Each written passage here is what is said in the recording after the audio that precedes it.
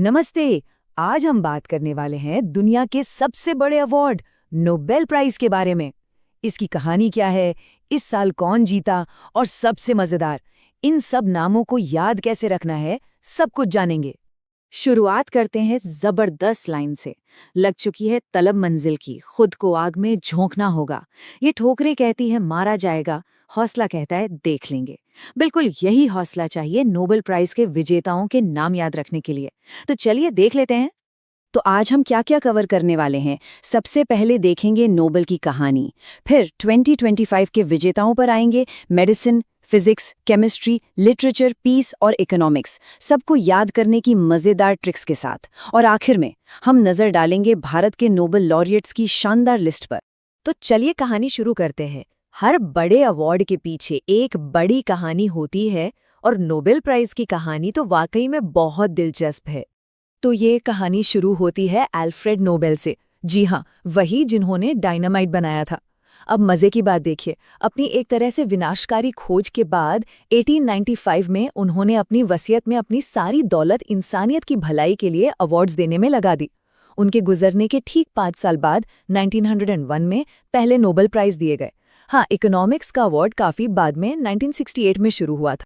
यहाँ एक और इंटरेस्टिंग फैक्ट है, ज्यादातर अवार्ड्स जैसे कि फिजिक्स, केमिस्ट्री, मेडिसिन, लिटरेचर और इकोनॉमिक्स स्वीडन के स्टॉकहोम में दिए जाते हैं, लेकिन सिर्फ एक नोबेल पीस प्राइज वो नॉर्वे के ओस्लो में दिया जाता है।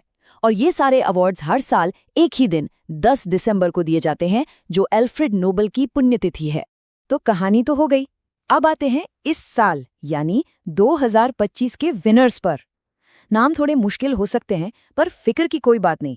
हमारे पास कुछ ऐसी जबरदस्त ट्रिक्स हैं कि सब कुछ चुटकियों में याद हो जाएगा। सबसे पहले मेडिसिन, और इसके लिए हमारी ट्रिक है, बस ये एक लाइन याद रखनी है, मेरी फ्रेंड सीमा को मेडिसिन दो। सिंपल। तो चलिए इस ट्रिक को डीकोड करते हैं। मेरी से मैरी ब्रुनकोव, फ्रेंड से फ्रांसिस रैम्सडेल और सीमा से शिमोन सकागुची। और इन्हें ये अवार्ड क्यों मिला? हमारे इम्यून सिस्टम यानी रोग से लड़ने की जो हमारी शक्ति है उसे समझने के लिए।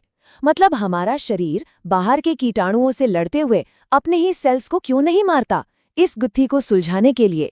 अब बारी है फिजिक्स की, और इसकी ट्रिक थोड़ी सी फिल्मी है, मजा आएगा। याद रखिएगा, ये सिर्फ याद करने के लिए है। ट्रिक है, भौजी ने देवर को जान से क्यों मारा। यहाँ भौजी से याद रखना है भौतिकी यानी फिजिक्स, देवर से मिशेल एच डेवोरेट, जान से जॉन क्लार्क और मारा से जॉन एम मार्टिनेस।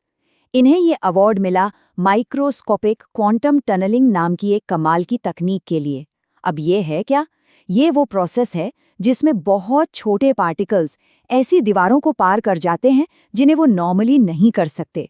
सोचिए, फ्यूचर के सुपर कंप्यूटर्स के लिए ये कितना जरूरी हो सकता है। ओके, 2 फील्ड्स हो गए। अब आगे बढ़ते हैं और देखते हैं कि केमिस्ट्री और लिटरेचर के विनर्स को याद करने के लिए हमारे पास क्या मजेदार ट्रिक्स हैं। केमिस्ट्री की ट्रिक थोड़ी अजीब है, पर मैं गारंटी देता हूँ आप इसे भूलेंगे नहीं। ट्रिक है, रिचर्ड को इस उम्र में इतनी सुसु कैसे लागी। तो देखिए, रिचर्ड से हैं रिचर्ड रॉबसन, उम्र से उमर यागी और सुसु से सुसुमो कितागावा। और इनका काम बहुत ही इंपॉर्टेंट है।